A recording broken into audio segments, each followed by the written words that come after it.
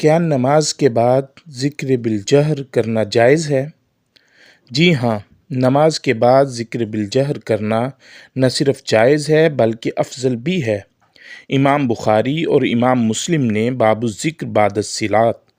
نماز کے بعد ذکر کرنے کا بیان قائم کر کے یہ ثابت کر دیا ہے کہ نماز کے بعد ذکر کرنا نہ صرف جائز بلکہ مستحب اور مسنون بھی ہے۔ جہاں تک ذکر بالجہر متوسط یعنی درمیانی آواز سے ذکر کرنے کا سوال ہے تو اس کا جواب بھی امام بخاری اور امام مسلم نے اسی باب کے ذیل میں حضرت عبداللہ بن عباس رضی اللہ تعالی عنہما سے مروی یہ حدیث نقل کر کے دے دیا ہے کہ حضور نبی مکرم صلی اللہ علیہ وآلہ وسلم کی حیات طیبہ میں فرض نماز کے بعد بآواز بلند ذکر معروف تھا۔ حضرت عبداللہ بن عباس رضی اللہ تعالیٰ عنہما بیان کرتے ہیں کہ بچپن میں اپنے گھر میں جب میں اس ذکر کی آواز سنتا تو جان لیتا کہ لوگ نماز سے فارغ ہو چکے ہیں۔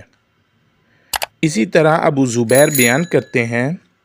کہ حضرت عبداللہ بن زبیر ہر نماز میں سلام پھیرنے کے بعد کہا کرتے تھے، اللہ تعالیٰ کے سوا کوئی معبود نہیں، وہ اکیلا ہے، اس کا کوئی شریک نہیں، اسی کے لیے بادشاہی ہے اور اسی کے لیے تمام تعریفیں ہیں، اور وہ ہر شے پر قدرت رکھتا ہے۔ اللہ تعالیٰ کے سوا کوئی غالب آنے والا اور قوت رکھنے والا نہیں، اور ہم سوائے اس کے کہ کسی کی عبادت نہیں کرتے۔ اسی کے لیے تمام نعمتیں ہیں اور اسی کے لیے فضل اور تمام اچھی تعریفیں ہیں۔ اللہ تبارک و تعالیٰ کے سوا کوئی معبود نہیں، اسی کا دین خالص ہے، اگرچہ کافروں کو یہ ناگوار گزرے۔ امام شافعی المسند میں اپنی سند سے روایت کرتے ہیں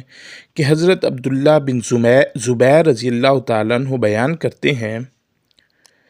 کان رسول اللہ صلی اللہ علیہ وآلہ وسلم اذا سلم من صلاته يقول بصوته الأعلى لا إله إلا الله وحده لا شريك له له الملك وله الحمد وهو على كل شيء قدير لا حول ولا قوة إلا بالله لا إله إلا الله ولا نعبد إلا إياه له النعمة وله الفضل وله الثناء الحسن لا إله إلا الله مخلصين له الدين ولو كره الكافرون۔ حضور نبی مکرم صلی اللہ علیہ وآلہ وسلم جب سلام پھیر کر نماز سے فارغ ہوتے تو بلند آواز سے پڑھتے، اللہ تبارک و تعالیٰ کے سوا کوئی معبود نہیں، وہ اکیلا ہے، اس کا کوئی شریک نہیں، اسی کے لیے بادشاہی ہے اور اسی کے لیے تمام تعریفیں ہیں،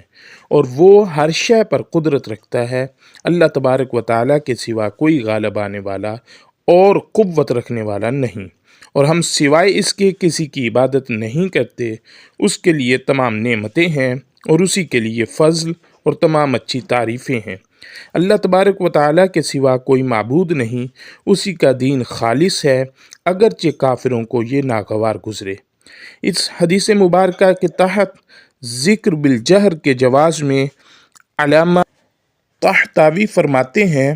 فرض نمازوں کے بعد ذکر بالجہر کرنا جائز ہے۔ علامہ ازی اجتماعی طور پر ذکر بالجہر کرنا بھی حدیث مبارکہ سے ثابت ہے۔ حضرت ابو ہریرہ رضی اللہ تعالیٰ عنہ سے مروی ہے کہ حضور نبی مکرم صلی اللہ علیہ وآلہ وسلم نے فرمایا، اللہ تبارک و تعالیٰ فرماتا ہے کہ میرا بندہ میرے متعلق جیسا خیال رکھتا ہے میں اس کے ساتھ ویسا ہی معاملہ کرتا ہوں۔ جب وہ میرا ذکر کرتا ہے میں اس کے ساتھ ہوتا ہوں، اگر وہ اپنے دل میں میرا ذکر یعنی ذکر خفی کرے تو میں بھی تنہا اس کا ذکر خفی کرتا ہوں، اور اگر وہ جماعت میں میرا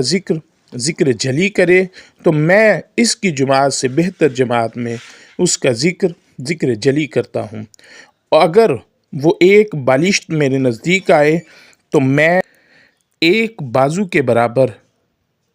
اس کے نزدیک ہو جاتا ہوں، اگر وہ ایک بازو کے برابر میرے نزدیک آئے تو میں 2 بازوؤں کے برابر اس کے نزدیک ہو جاتا ہوں، اور اگر وہ میری طرف چل کر آئے تو میں اس کی طرف دوڑ کر آتا ہوں۔ مندرجہ بالا احادیث مبارکہ سے ذکر بالجہر کرنا ثابت ہے، لیکن یہ امر ذہن نشین رہے کہ ذکر بالجہر کی 2 اقسام ہیں، ذکر متوسط، ذکر مفرط۔ ذکر متوسط یعنی درمیانی درجہ کی آواز جو دوسروں کے لیے باعث خلل نہ ہو، یعنی ساتھ کوئی نماز پڑھ رہا ہو، اس کی نماز میں خلل واقع نہ ہو۔ مفرد سے مراد بہت ہی بلند آواز سے ذکر کرنا جو کہ سونے والے اور نماز پڑھنے والوں کے لیے باعث تکلیف ہو۔ لہٰذا بہتر یہی ہے کہ نماز کے بعد ذکر بالجہر متوسط کرنا چاہیے اور اسی پر تمام علماء کرام کا اتفاق ہے۔ اس لیے ذکر بالجہر متوسط جائز اور مستحب ہے تاکہ حدیث شریف پر بھی عمل ہو اور دوسروں کے لیے باعث زحمت بھی نہ ہو۔